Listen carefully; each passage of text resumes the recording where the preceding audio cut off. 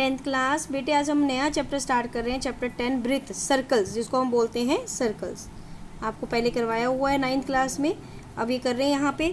देखिए मैंने थोड़ा सा बना के बताया, ये एक वृत्त बनाया है, सर्कल बनाया है, इसके बाहर एक PQ लाइन है जो इसको कट नहीं कर रही, उसको देखो टच नहीं कर रही। इसी तरह से एक ये है जो इसको काट रही है, बीच में से होके जा रही है, और एक ये तीसरी नंबर पे जो इसको सिर्फ एक बिंदु पे काट रही है।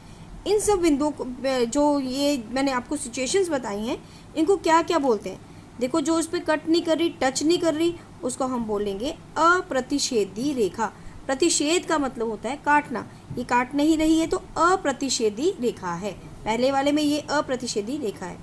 दूसरे वाले में देखो, ये कौन सी रेखा जो इसको दो हिस्सों में काट रही है, 2 पॉइंट्स पे काट रही है और 2 हिस्से भी बन रहे हैं इसके सर्कल के, वो उसको बोलते हैं छेदक रेखा, जो वृत्त को A और B बिंदुओं पर काट रही है। ठीक है, A और B बिंदुओं पर काट रही है। और तीसरा जो हमारे पास है वो उसको एक बिंदु पे काट रही है, इसको बोलते हैं स्पर्श रेखा, सिर्फ स्पर्श कर रही है, इसको छू रही है। PQ स्पर्श रेखा है जो वृत्त को एक बिंदु C पर काटती है। ये थी नॉलेज उसकी जो मैंने आपको देनी थी। अब स्पर्श रेखा होती क्या है? वह रेखा जो वृत्त पर केवल एक बिंदु पर काटे उसको क्या बोलते हैं? स्पर्श रेखा, सिर्फ छुए उसको। नेक्स्ट है वृत्त के किसी बिंदु पर स्पर्श रेखा, जैसे मैंने वृत्त बनाया, स्पर्श रेखा ये बनी हुई है कि वृत्त के किसी बिंदु पर स्पर्श रेखा, स्पर्श बिंदु कौन सा हो? जो उस बिंदु ये वाला जो नाम दिया से जाने वाली त्रिज्या, इससे जो होकर जाने वाली त्रिज्या है पर लंब होती है। ये क्या त्रिज्या से ये लंब होता है, जो त्रिज्या से केंद्र बिंदु से ये बनती है, इस पे ये लंब मीन 90 डिग्री का कोण होता है। अब बेटे ये हो गए। अब मैं आपको 10.1 एक्सरसाइज स्टार्ट करवा रही हूँ। उसमें देखो आपके पास पहला क्वेश्चन है, एक वृत्त की कितनी स्पर्श रेखाएं हो सकती हैं? बहुत सारी, कई जगह उसको कट कर सकती हैं। अपरिमित रूप से अनेक स्पर्श रेखाएं हो सकती हैं। ये 1 नंबर का क्वेश्चन बहुत इंपॉर्टेंट बनता है।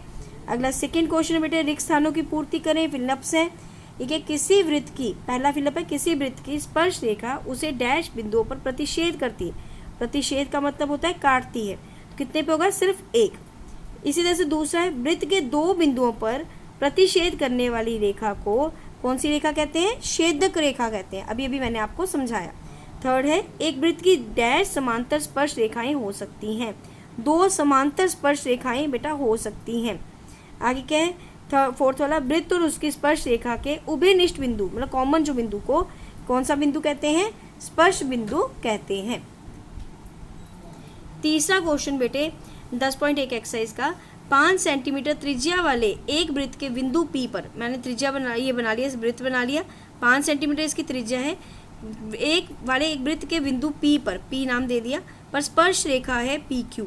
केंद्र O से जाने वाली एक रेखा से बिंदु Q पर इस प्रकार मिलती है।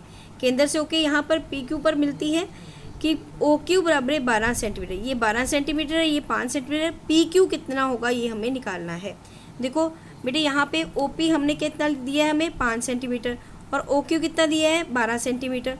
क्योंकि OP जो है OQ पे लंब है, आपको बताया था ना, ये लंब होता है, लंब में 90 डिग्री का। तो ये कौन सा, कितने डिग्री का कोण होगा? 90 डिग्री का।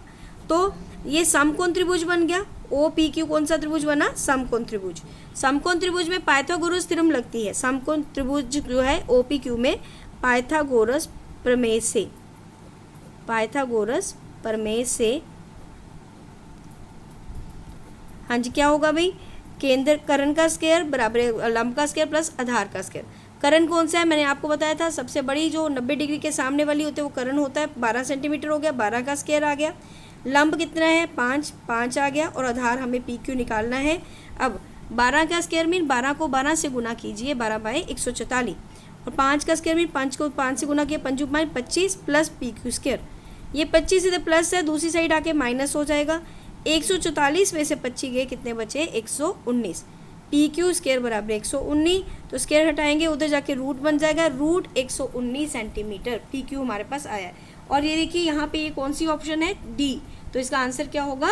D।